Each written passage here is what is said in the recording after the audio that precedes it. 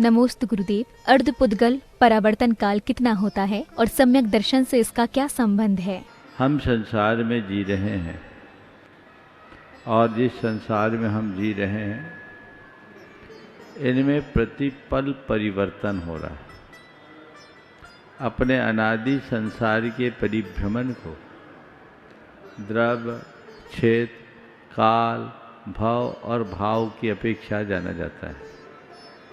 मेरे ख्याल से क्षेत्र परिवर्तन, काल परिवर्तन, भाव परिवर्तन और भाव परिवर्तन को आपने अच्छे से जाना हो। उसी में द्रव्य परिवर्तन, द्रव्य परिवर्तन में एक कर्म द्रव्य परिवर्तन और दूसरा नोकर्म द्रव्य परिवर्तन। कर्म द्रव्य परिवर्तन का तात्पर्य केवल इतना है कि हमने जिन भी कर्मों की स्थितियाँ हैं उनको जघन्य से लेकर उत्कृष्ट तक सभी कर्मों को पूरी तरह बांध करके छोड़ने में एक कर्म द्रव्य परिवर्तन है। और नौकर्म द्रव्य परिवर्तन भी ऐसा कि प्रथम समय में हमने किसी कर्म समूह को बांधा, उसे छोड़ा और उसके बाद फिर गहन करे छोड़े, शरीर करे छोड़े, वे के वे पुद्गल परिवर्तन परमाणु जब मूल रूप से गहन करके छोड़ने में आते हैं तो ये कहलाता है कर्म द्रव्य परिवर्तन, नौकर्म द्रव्य परिवर्तन। इसे समझने के लिए ऐसा समझा जा सकता है कि जैसे एक हरा भरा पेड़ हो, सूख गया, पत्ते झड़ गए, उसमें आग लग गई, राख बन गए, हवा चली, राख उड़ गई, वर्षा हुई, रहा सा अंश भी चला गया। इसके बाद जब वे के वे परमाणु एकत्रित हो और उसी के वैसे पेड़ के रूप में परिणत हो, इसमें जो काल लगा इसका नाम है नौकर्म द्रव्य परिवर्तन। और इसी को अर्धपुद्गल परावर्तन का, इसी को अर्धपुद्गल परावर्तन कहते हैं। समझिए, ये समझाने के लिए मैंने बोला है, इसकी प्रक्रिया बहुत गहरी है। तो ये अर्धपुद्गल परावर्तन काल है। सम्यक दर्शन से इसका क्या संबंध? जिस जीव का संसार लंबा होता उसे सम्यक दर्शन की प्राप्ति नहीं होती। जो सम्यक दर्शन प्राप्त करता है वो अपने अनंत संसार को छेद के अर्धपुद्गल परावर्तन तक समेट लेता है, यानी सागर को चुल्लू में परिवर्तित कर देता है। दोनों तरह का कथन मिलता है। एक कथन के अनुसार अर्धपुद्गल परावर्तन काल से अधिक काल शेष रहने में सम्यक दर्शन की योग्यता ही नहीं होती, और दूसरे कथन के अनुसार सम्यक के परिणाम से वो अपने अनंत संसार को छेद कर अर्धपुद्गल परावर्तन मात्र कर सकता है। दोनों स्थिति, जहाँ पुरुषार्थ की प्रधानता है वहाँ सम्यक के प्रताप से अनंत संसार को छेद कर अर्धपुद्गल परिवर्तन मात्र किया, ऐसा उल्लेख है। और जहाँ काल की प्रधानता है वहाँ काल के अर्धपुद्गल परावर्तन शेष रहने पर सम्यक की योग्यता होती है, ऐसा लिखा।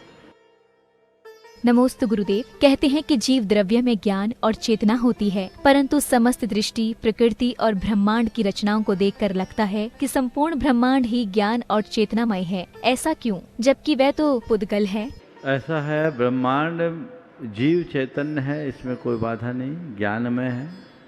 आपने बिल्कुल ठीक कहा है कि पूरा ब्रह्मांड ही चैतन्य में ही दिखता है, तो ये भी गलत नहीं है, क्योंकि जीव पूरे ब्रह्मांड में है। और जब पूरे ब्रह्मांड में जीव होगा तो ब्रह्मांड में चेतना दिखेगी। अब आप कहोगे ये तो पुद्गल भी है, तो संसारी जीव पुद्गल से युक्त ही है।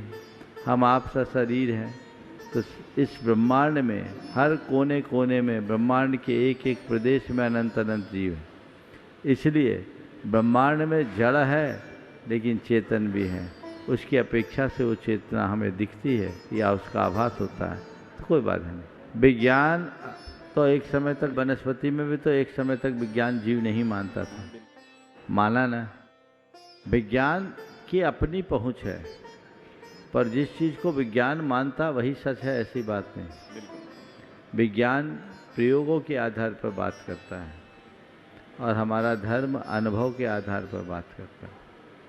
प्रयोग की अवधारणा रोज बदलती है, अनुभव शाश्वत होता है। तो विज्ञान आज नहीं कह रहा, हो सकता कल कहे, लेकिन हमारा धर्म और हमारे धर्म के प्रवर्तकों ने जो जाना, अनुभव किया, उस आधार पर जो बता रहे हो शाश्वत। नमोस्तु गुरुदेव, मंदिर के शिखर के ऊपर होने वाले कलश और ध्वजारोहण का क्या महत्व है? देखिए, मंदिर का हम निर्माण करें और कलश न रखे, ध्वजा न रखे, तो मंदिर अधूरा है। जैसे मंदिर में वेदी का महत्व है, भगवान का महत्व है, वैसे ही कलश का भी महत्व है। कलशारोहण के अभाव में मंदिर अधूरा है। भगवान को विराजने के बाद मंदिर में कलश चढ़ाया जाता है। वो जिन शासन के कीर्ति का कलश होता है, ऐसा पताका फैलाता है। संपूर्ण ब्रह्मांड में कलश और ध्वजा के प्रताप से सकारात्मक ऊर्जा जाती है। अगर आपने कलश लगाया, कलश चढ़ाया, तो इसका तात्पर्य है कि आपने मंदिर को पूरा कर दिया। तो मंदिर बनाने की शुरुआत किसी ने की हो, कलश रखने वाले को श्रेय उसे पूर्ण करने का जाता है। और ध्वजा का भी वही महत्व है। ध्वजा लहराती है तो जिन शासन की यशः पताका सर्वत्र फैलती। जहाँ तक ध्वजा से टकरा करके वायु जाती है, वो सकारात्मकता का संदेश फैलाती है। हमारे शास्त्रों में लिखा है कि जैसे मंदिर में ध्वज और कलश न हो, वहाँ की पूजा अर्चा का कोई अर्थ नहीं होता। ध्वज और कलश से ही मंदिर की पूर्णता होती है। तो ये सौभाग्य है। अब कलश किसको रखने का मौका मिलता है? पर कलश तो तब रखने का मौका आएगा जब पहले भगवान की प्रतिष्ठा करा दोगे। तो ऐसा मत सोचो हम तो कलश में ही रखेंगे, पहले प्रतिष्ठा तो कर लो, फिर मौका आए तो उसमें भी मैदान मार लेना। समझ गए? लेकिन ये निश्चित कलश और ध्वजा एक बहुत ही महिमापूर्ण कार्य होते हैं, और जिनका भी मन ऐसे कार्यों में उत्साहित हो, बना के रखना चाहिए। नमोस्तु गुरुदेव, निमित्त और उपादान की हमारे जीवन में क्या उपयोगिता है? निमित्त क्या है? उपादान क्या है? उपादान है वस्तु या व्यक्ति की योग्यता, और निमित्त है उसे उभारने का साधन। समझ गए? अब इनका संबंध क्या है? आपने यहाँ सवाल किया, किससे किया? मुझसे किया ना? मुझसे किया। क्या सोच के किया? महाराज जी समझाएंगे तो हमारा कंसेप्ट क्लियर होगा, है ना? अब मैं समझा भी रहा हूँ, लेकिन कोई ज़रूरी जो मैं समझाऊँ वो तुम्हें समझ में आ ही जाए? नहीं ना? समझाऊंगा मैं, पर तुम समझोगी अपनी योग्यता से। हो सकता है तुम्हें बात समझ में आ जाए, इन बच्चों को बात समझ में नहीं आए, क्योंकि उनने ये शब्द ही नहीं सुना। पहली बार निमित्त और उपादान शब्द सुना, उनको समझ में नहीं आएगा। तो जिसकी जैसी योग्यता होती है, वो उसका उपादान उस पर निर्भर करता है। निमित्त केवल उस उपादान को उभारने में निमित्त बनता है। तो मैं आपको समझाने में निमित्त बन सकता हूँ।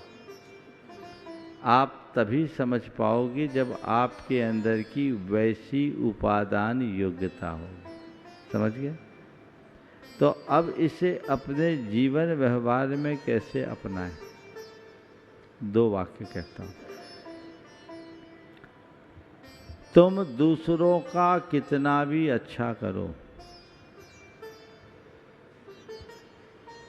दूसरों का कितना भी अच्छा करो या कोई भी अच्छा काम करो, एक बात सोचो, मैं तो केवल निमित्त हूँ, मैं करता नहीं। समझ गए?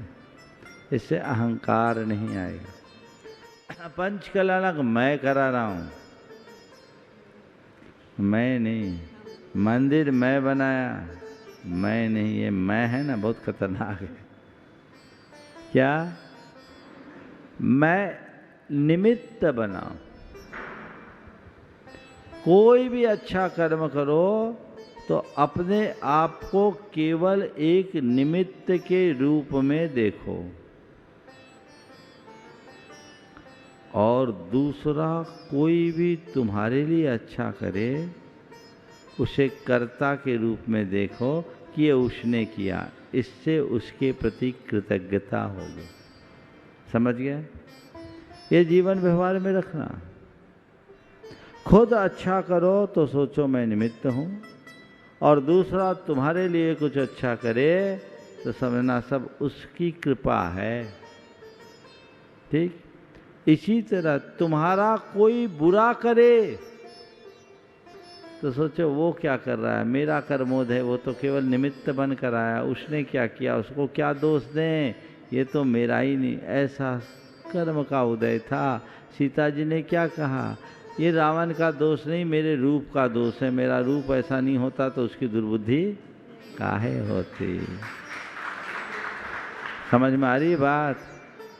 ताली मत बजाओ, ऐसा घटाओ। दूसरा कुछ गलत करे तो उसे कोसने की जगह मूल को पकड़ो कि ऐसा क्यों हुआ। और तुमसे यदि कभी किसी के साथ गलत हो जाए तो सोचे हाय मैंने क्या कर दिया। बस इस अनेकांतात्मक दृष्टि को रख करके चलोगे तो जीवन संवर जाएगा, नहीं तो निमित्त उपादान की बहस करते करते जिंदगी पूरी हो जाएगी। नमोस्तु गुरुदेव। वर्तमान समय में दिनों दिन बढ़ते मांस के आयात एवं निर्यात की रोकथाम के लिए हमें क्या करना चाहिए? देखिए डॉक्टर साहब, आपने जो बात उपस्थित की वो बहुत गंभीर और चिंतनीय। हमें इस विषय को काफ़ी गंभीरता से लेना चाहिए। मुझे समझ में नहीं आ रहा है कि सरकार के नीति निर्धारकों को क्या हो रहा है, उन्हें इसकी क्या ज़रूरत आ पड़ी। अभी तक तो एक्सपोर्ट की बात थी, अब इंपोर्ट होकर करके सरकार क्या चाहती है। भारत जैसे किसी प्रधान देश को, वसुधैव कुटुंबकम का संदेश देने वाले देश को इस तरह लहूलुहान करने का क्या प्रयास है। ये निश्चित बहुत ही खतरनाक, भयानक और घृणास्पद कार्य है। इसके परिणाम भी बहुत भयानक निकलेंगे। हर व्यक्ति को इसके लिए आंदोलित होना चाहिए और सरकार तक ये संदेश पहुंचाना चाहिए कि ऐसा कृत्य करके हमारी पीढ़ियों को आप गलत रास्ते पे ले जाने से रोक।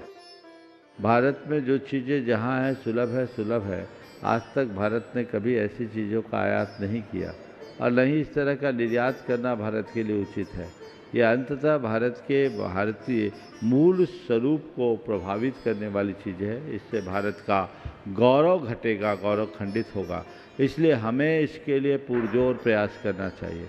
मैं तो ये कहना चाहूँगा, इसकी जो कुछ भी है एक पूरी ड्राफ्ट तैयार कराई जाए और देश के प्रधानमंत्री, राष्ट्रपति और अन्य संबंधित लोगों तक अपना विरोध पहुँचाए। और ये केवल जैनों या अहिंसकों की बात नहीं है, ये संपूर्ण भारतवासियों की बात है।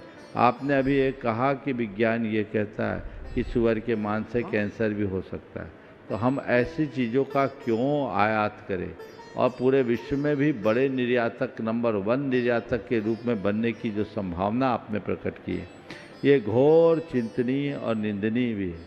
सरकार एक बड़ी गंभीर और संवेदनशील सरकार के रूप में प्रतिष्ठित है। ये सरकार की प्रतिष्ठा के भी अनुकूल नहीं है। तो जो भी सरकार में बैठे लोग हैं वहाँ तक अपने आवाज़ को लोकतांत्रिक तरीके से सभी को पहुँचाना चाहिए और ये प्रयास करना चाहिए कि इस तरह के कृत्य रुके, इसकी पुनरावृत्ति न हो। निश्चित इसमें कोई एक लाबी काम कर रही हो और उनका उद्देश्य कुछ दूसरा हो, लेकिन इससे हमारी संस्कृति पर कुठाराघात होगा। जिनको जो खाना पीना है वो उनकी अपनी जीवन शैली है, पर सरकार को कोई भी नीतियाँ निर्धारित करते समय अपनी सांस्कृतिक परंपराओं का पूरा ध्यान रखना चाहिए। उन परंपराओं के ध्यान में न रहने के कारण इस तरह के कुपरिणाम आते हैं। ऐसे कुत्सित प्रयास को रोकने के लिए सबको आगे आना हो चाहिए। सभी धर्मों के साधु संतों को भी अपने उपदेशों में ये बात कहनी चाहिए और साथ ही साथ देश के सभी लोगों को दलगत भावना से ऊपर उठकर देश हित की भावना से आगे आना चाहिए और इसके लिए ठोस योजना बनाकर कारगर पहल करनी चाहिए। मैं चाहूँगा डॉक्टर साहब इसके पूरे डॉक्यूमेंट्स मुझे उपलब्ध कराएं ताकि आने वाले दिनों में इस विषय पर कुछ और प्रयास कराए जा सके। नमोस्तु गुरुदेव, अपने झूठे अरमानों के लिए सम्मान गिरवी रखना कहाँ तक उचित है? देखिए, ज़्यादा अरमान होंगे तो सम्मान गिरवी रखी जाएगी, इसलिए ज़्यादा अरमान तो रखो ही नहीं और झूठे अरमान तो पालो ही नहीं। अपने सम्मान के साथ जीने में ही हमारे जीवन का कल्याण है, ऐसा सोचना चाहिए। व्यक्ति को अपनी हस्ती और हैसियत का ठीक रीति से पालन करके समझते हुए जीवन के क्रम को आगे बढ़ाना चाहिए, जिससे हम अपने जीवन को सही दिशा दे सकें। नमोस्तु गुरुदेव, आज विश्व में तनाव का बाजार इतना गर्म हो चुका है कि जिसे देखो वह तनावग्रस्त है। तो गुरुदेव, क्या कभी ये तनाव समाप्त होगा या नहीं, और यदि समाप्त हो सकता है तो कैसे? देखिए, तनाव तो है, पर तनाव क्यों है इसे समझो। तनाव क्या है? परिस्थिति कुछ हो, मनस्थिति कुछ हो। परिस्थिति और मनस्थिति के मध्य तालमेल न होने पर ही तनाव आता है। जितने भी प्रकार के मानसिक तनाव, तो हम अपने आप को तनाव से बचाना चाहते हैं तो खुद को परिस्थितियों के अनुरूप ढालने की में समर्थ बना लें। जो लोग खुद को परिस्थितियों के अनुरूप ढालने में समर्थ हो जाते हैं, उनके मन में कभी किसी प्रकार का तनाव हावी नहीं होता। आज पूरे देश में 8.5 करोड़ लोग डिप्रेशन के रजिस्टर्ड मरीज हैं, और जो लोग अनधिकृत रूप से हैं उसको देखा जाए तो कम से कम इतने तो होंगे ही। मतलब लगभग 135 करोड़ की आबादी में लगभग 16-17 करोड़ लोग डिप्रेशन के शिकार हैं। मतलब हर 8वां आदमी कहीं न कहीं से डिप्रेशन का शिकार है। ये क्यों है? ये मनुष्य की भोगवादी सोच और उसके मन में पड़ती हुई घोर असहनशीलता का परिणाम है। इसी के कारण चिंता और अवसाद लोगों के मन में है। तनाव का भी मूल कारण यही है। इन सब से बचने का एक ही उपाय है, वह आध्यात्मिक दृष्टिकोण। जिन लोगों के अंतरंग में अध्यात्म जुड़ जाता है, वो बड़ी सी बड़ी चुनौतियों का भी सामना कर लेते हैं और अपने जीवन को व्यवस्थित कर सकते हैं।